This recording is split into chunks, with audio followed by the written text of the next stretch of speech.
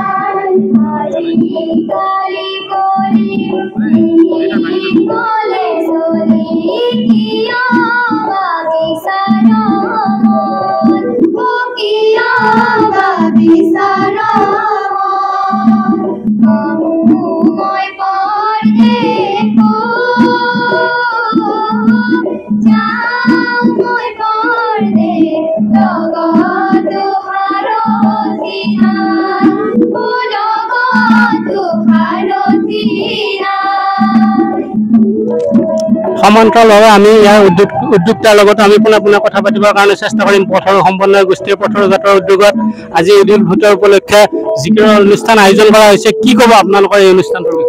হয় নমস্কাৰ, আসসালামু আলাইকুম। পোনপ্ৰথমে এনে ভাৰত সংবাদ মাধ্যমৰ সমূহ কৰ্মকৰ্তালৈ আমি আন্তৰিক ঈদ উল ফিতৰ ওলগ জ্ঞাপন কৰিছোঁ আৰু সমাগত অসমীয়া নৱবৰ্ষৰ শুভেচ্ছা যাচিছোঁ।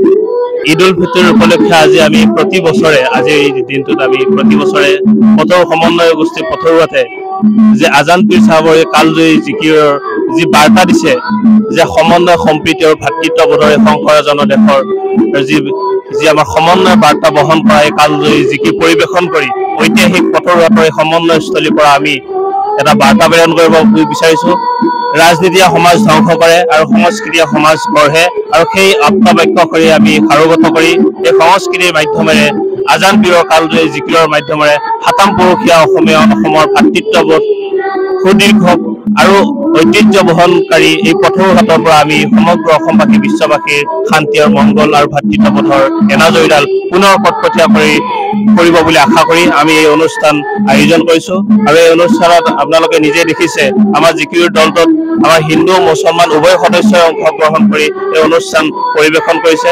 আমাৰ লগত আছে আমাৰ উপদেষ্টা যোগেন্দ্ৰ শৰ্মা।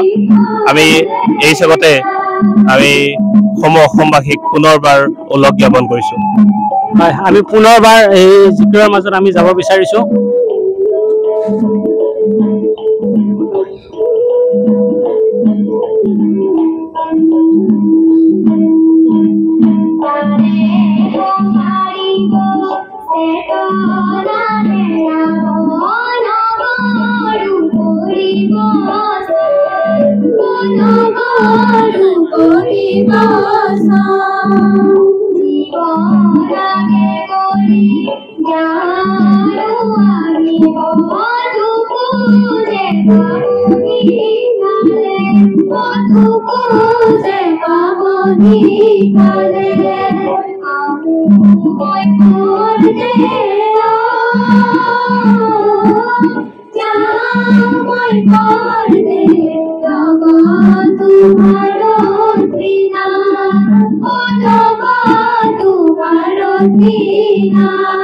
আৰু এগৰাকী উদ্যোক্তা আছে, আমি তেওঁৰ লগতো আমি পোনে পোনে কথা পাতিবৰ কাৰণে চেষ্টা কৰিম। কি ক'ব দাদা? নমস্কাৰ। আজি পবিত্ৰ ঈদ উৎসৱ। আজিৰ এই পবিত্ৰ দিনটোত আজি বহু বছৰৰ অন্তত আমাৰ হিন্দু মুছলিমৰ যিটো এটা মিলনস্থলী ঈদ উৎসৱ, আৰু এই ঈদত ঈদ আৰু আমাৰ বিহু, ৰঙালী বিহু একেলগে পৰাৰ কাৰণে আমাৰ যিটো ভাতৃত্ববোধ, আমাৰ যিটো হিন্দু মুছলিমৰ যিটো এনাজৰী, এইডাল আৰু সুদৃঢ় হ'ল বুলি আমি ক'ব পাৰোঁ। গতিকে আজিৰ এই বাৰ্তাটোৱে আমাৰ সদৌ অসমবাসীক আমি এইটো বাৰ্তা দিব বিচাৰিছোঁ যে আমাৰ অসমত এই আজান পীৰৰ দৰে আমাৰ যিটো হিন্দু মুছলিমৰ যিটো এনাজৰী, এইটো আৰু ফটকটীয়া হ'ব। আমি পোনপটীয়াভাৱে সেই দৃশ্যাংক দেখুৱাই যায়।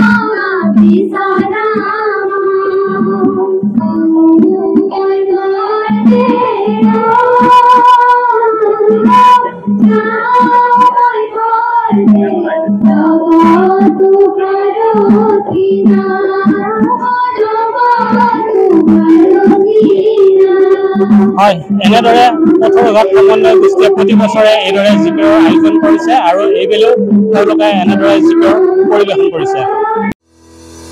ৰঙাপাৰাবাসীৰ বাবে সুখবৰ। আপুনিও যদি দুচকীয়া বাহন ল'ব বিচাৰিছে তেন্তে এতিয়াৰে পৰা আৰু চিন্তাৰ কোনো প্ৰয়োজন নাই। আপুনিও আহিব পাৰে DBP এছ'চিয়েটলৈ, বাজাজ টু হুইলাৰ ডিলাৰ। আমাৰ ঠিকনা ৱাৰ্ড নং 8 ঠাকুৰবাৰী ৰোড, ডাকঘৰ ৰঙাপাৰা, জিলা শোণিতপুৰ, অসম। আমাৰ যোগাযোগৰ নম্বৰ 9435707133 9707967285।